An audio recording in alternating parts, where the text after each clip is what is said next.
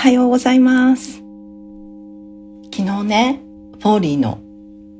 お一人が送ってくれたメッセージで、何をやるかじゃなくって何を感じながらやるかなんだなって書いてあったんだよね。この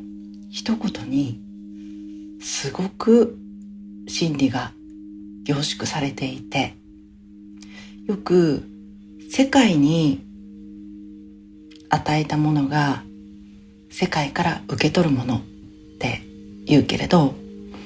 世界に与えるっていうとさ、自分に与えられるものはあるかしらとか、私は今日与えていたかしらとかってついつい我々って思ってしまいがちだけど、与えるって先日詰めれば、自分がこのエネルギー体として何を感じてるかっていうことであり、感じるということはイコールエネルギーの発信であるので、どんなことをやるときにも何をやるかじゃなく、何を感じながらやるかなんだなっていうことを思い出しながらやれると、すごく人生に自覚的になれるし、目が覚めてる時間がどんどん長くなると思うんだよね。今日ね、朝娘たちを送り出した後に部屋を片付けていて、床に落ちてる赤白鉛筆とか娘の髪を縛るゴムとかをさ拾いながらさ、ともすればもうなんでここに落ちてんのっていう気持ちになりそうになった時に、これだなって、本当に何をやるかじゃなくて何を感じながらやるかだなって、私がどんな気持ちでこの鉛筆一本を拾うかで今日世界に何を放てるかが決まるから、今日世界に何が貢献できるかが決まるから、鉛筆を拾いながら全体繁栄と全体調和と世界平和に貢献していきたいと思っていて、普通にさ、荒い波動でさ鉛筆拾ってたらさ、もう昨日からここにあるじゃん、なんでしまわないのとかさ、こんなところにあるからまたないって言ってさ、新しいの買ってとかになるんでしょとかさ、でついつい三次元的な延長線上だとそう思って拾うんだけどさ、もちろんそれも含めて想像してるから、そういう遊び方もいいんだけど、でもできればこの一本拾うことでより多くの人を幸せにしたいし、自分も一番幸せになりたいし、ということは拾いながらあったかい気持ちでどうやったら拾えるかなって一瞬考えるのもすごく楽しいなと思ったの。ここでお絵描きしててふと思いついてここで置いたのかなとかさ、ここで寝っ転がりながら宿題やって、で縛ってた髪の毛ここでほどいたのかなとかさ、途中ででも違うこと見つかってタタタタってそっち走ってったのかなとかさ、こうやって娘たちのものを片付けられる時間ってのもあとどれぐらい残ってんだろうなとかさ、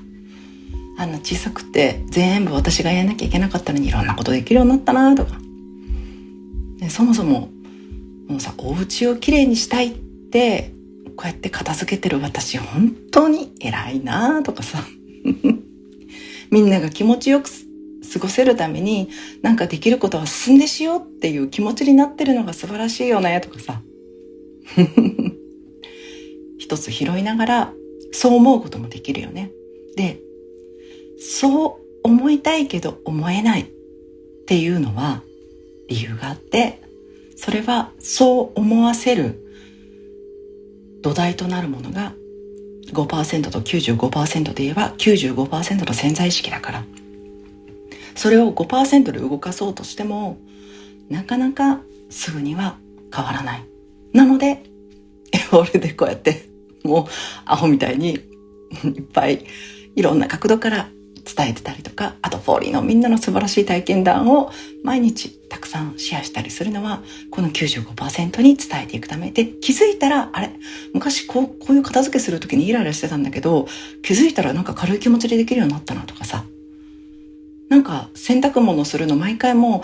うなんか疲れて嫌だなと思ってたのに、ちょっと鼻歌マジでできるようになったなみたいな。これって 95% の変化なんだよね。で、その 95% の変化ってなんかあんま努力いらないの。なんか流し見してる BGM みたいに聞いてるだけでなんとなく変わっちゃってるから、それが一番楽で簡単なんだよね。あと、今日のそのテーマである何をするかよりも何を感じながらやるかということで言えば、自分がね、人生において特に感じたい感情ってあると思うんだよね。私だったらもともととってもビビりやすいし、心配性という性格があるっていうのをもうずっと昔から分かっているので、いつも感じたい感情は安心感なの。絶対何があっても大丈夫っていうほっとする思考だったりとかさ、自分の中でこう研究開発して生み出してるんだよね。で、これそれぞれみんなあると思うんだよね。例えば感じたい感情、例えばさ、結婚したいな、いい人がいたらいいなっ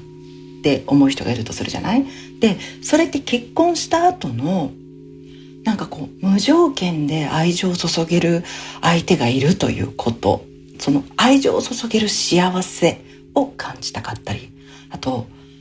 信頼し合えてるっていう感情を感じたかったり、何があっても安心だっていう感情を感じたかったり、例えば今3つぐらい上がってきたよね。で、この愛情を注げる幸せっていう感情だったり、信頼し合えてるなっていう感情だったり、何があっても安心だっていう感情だったりっていうこの感情をさ、私例えば結婚したらこういう感情を感じたいんだなっていうのが分かったら、付箋にでも書いておいて、でそれを、手帳とかパソコンの横とか、あと携帯のメモとかでもいいんだけど書いとくの。で、そうすると結局私たちってエネルギー体だから、何の感情にフォーカスするのかっていうそのフォーカスのプログラミングがそこでセットされると、その感情を感じられるようなあらゆる要素を世界から見つけ出そうとするわけよ。同じ会社まで行く普通の道のりの中でも、この人私のことを信頼してくれてるんだなとかさ、可愛いっていう、それに無条件に可愛いって思えるこの幸せとかさ。で、そうやって日常生活の中で小さくてもいいから自分が得たかった最高の環境の時に感じられる感情をたくさん感じていく。で、この内側の感情は絶対にまたさらに